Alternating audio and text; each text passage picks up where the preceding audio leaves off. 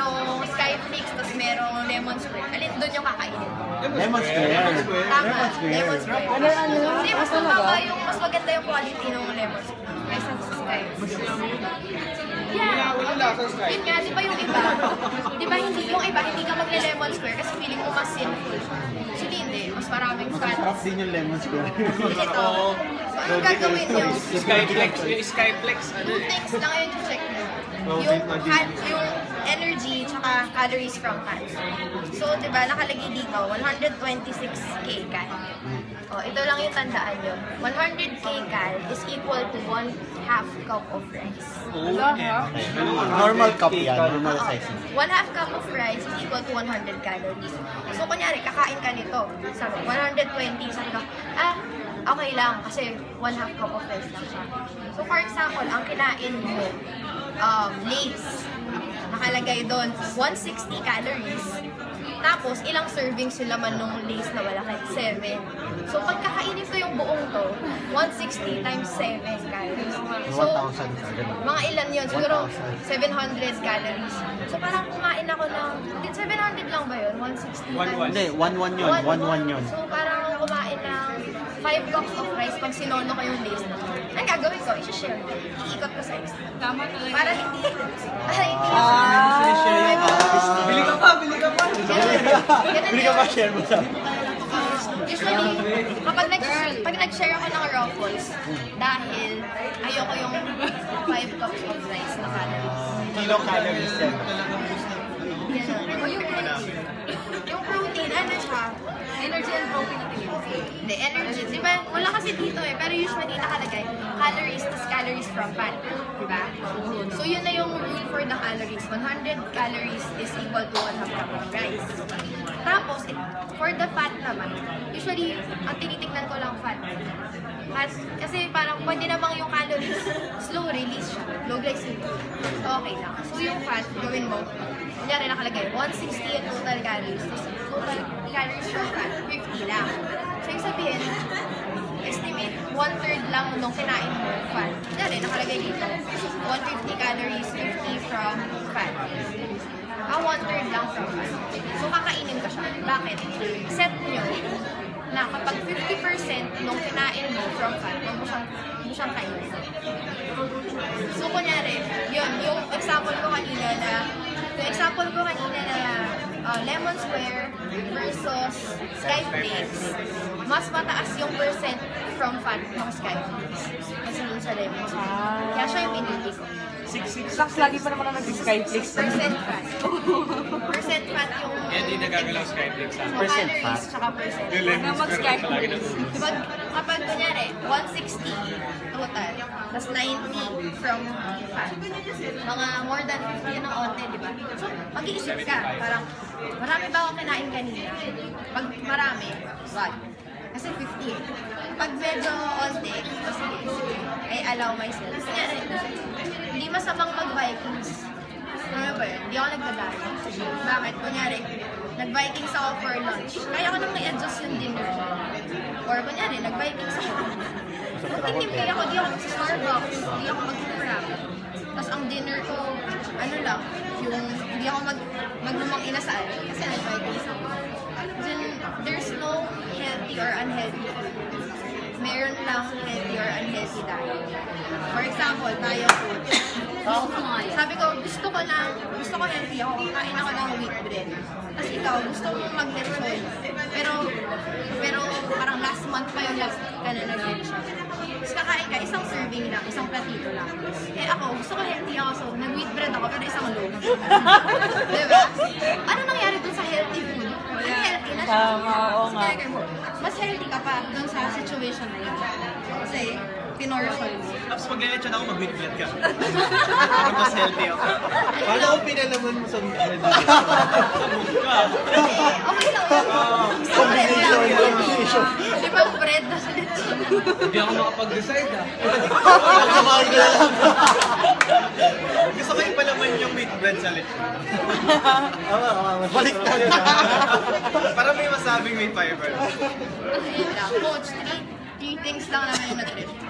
Balance, variety, moderation. Balance, nandun lahat, and the right amounts. Variety, from merong iba-ibang stuff mo kukunin. Kunyari, gusto ko vitamin E kasi mata yung problema ko. Parang, so carrots daw. Pero hindi pwedeng carrots ka lang ng carrots. Kunyari, may vitamin E din naman sa ibang stuff. Diba? Or types of carbohydrate. Hindi lang puro kanin. Minsan, nagkakamote ka rin. Minsan, nagsiserious ka rin. So, balance, variety, moderation. Kain mo in terms of timing and frequency. Yun, yung parang sa'yo. Yung kunyari, nag-lechon ka, pero hindi naman, kung inaraw-araw ko, masama. Kunyari, inalo ko kayo niya. Pero kung ako, nag-3 times a day, 7 days a week ako nagta-drop, masama yun. Pero kung inalo ko kayo, sinabi ko pa 50k ka lang, 1/4 cup of rice lang. Then good siya. Kahit nagre-reset ka, ipapersuade pa rin kita. Kasi masarap eh. Mamimiss mo kasi ako nga ngayon lang ako nakatikim yan. Pag hindi ko in-offer sa'yo, hindi ka makatikim ulit. Nakawan ka po presyo. Alam ko na. Dalawa. Ilan ba yung isang ano yun? 50. Ikaw 100. So, 150. 50, 50. is half. And like, 50 lang yan. So, 1 Isang galon, 50. Eh, naka-4 cups ako kanina. Nag-travel ako every other week. Isa na ako sa mga half price na ako. Unfair mo ka ano na. Ayun, good. Salamat. Eh, wala kayo. Thank you, coach. Ganun, grabe. Walang connection, no? Every other hour. Mas papayat pa ako ngayon, promise. Hindi pwede kitang i-goal set ng weight next time. Kaya mag-whole rice na ako. Baka mamaya talagang beach body na ako, may kitkat na, may kusdiyan pa. Sige, ano lang naman yung coach na gawin lang. Wala ka yung basically, low glycemic carbohydrate lang yung glycemic index. Hindi protein, hindi fat. So, kunyari, ice cream na low fat versus ice cream na normal. Di ba may low fat ice cream, may normal ice cream? Mas mababa yung glycemic index ng normal ice cream. Talaga? Mas mababa yung glycemic index ng normal ice cream. Bakit? Kasi yung normal ice cream, mataas yung fat niya. Pag fatty yung food, mabagal yung paggalaw niya sa digestion. Di ba yun yung glycemic index, mabagal? So, yung mababa yung sugar, no? Kasi may fat. Mas mataas. Hindi naman sa mababa yung sugar, pero dahil may fat siya, mabagal yung galaw niya. Pero yung low fat na ice cream, mas marami siyang sugar. So, mas high glycemic index. Ganun. Mag-goal set kita Product ako training. next time. So, yung, Sige, coach. so, yung mga naka-race, Payat ko last time. yung mga naka-race, di ba, fruits and vegetables, Oh, pwede ba sila mag-wheat? wheat bread. Pwede naman, pero considerable na yung allergy. Kasi ang point naman na nag-fruits and vegetables is parang, kasi di ba pag Nutri-Mill lang liquid siya. Kasi as a person, gusto mo pa rin naman inunguya ka. Yun lang yung sense niya. Kasi for example, yung 1 cup ng gulay, ano lang yun, 30 calories lang. Kasi negligible siya. Kunyari, kinount ko yung, anong kinain mo today? Pag kinount ko, hindi ko na-count yung calories from gulay. So, pag nag-Nutri-Mill ako, pwede Nutri-Mill lang.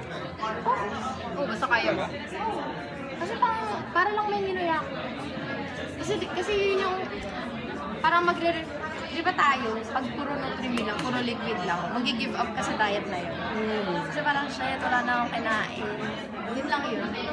Shit, wala na akong kinain. So, tama yung sinasabi ko sa iba na kaya kumakain ka ng fruits and veggies kasi syempre, sino bang taong may ayaw na kumain? Yung parang may tinitake na solid.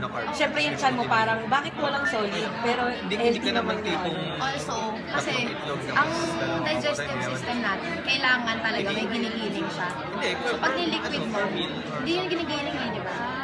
So yun, parang pag nag-liquid diet tayo, nadi-disrupt yung paggana ng digestive system. Gets parang muscle. Pag tumigil ka magbuhat, liliit siya. Pag tumigil gumiling yung chan mo, manghihina siya. Pagpataas ng metabolism, mas overwork ka. Parang to keep the digestive function while doing weight loss. Pag mas mataas ang protein intake, Kaya kakain pa rin ng gulay. mataas Kasi metabolism. coach, pag nag-wheat bread ka, 2 pieces, Huwag lang mga dapat mas 160 maraming carbs ang calories. kinakain mo. Kaya, Eh, di ba 250 calories yung kasi yun yung nagiging fat. Kailangan may equivalent ng considerable na siya. Kasi Significant gagamitin yung additional value. compared ng protein. Kung yung 3 meal ka, 250 plus 30, yung 1 cup of veg, wala lang. Ang ganito mangyayari. One serving of food, 523 for yung final payout. wala lang. So, 4K lang. Yan, 4K lang isa sa sa pagkain. Ito, 20,000. Salamat. Grabe.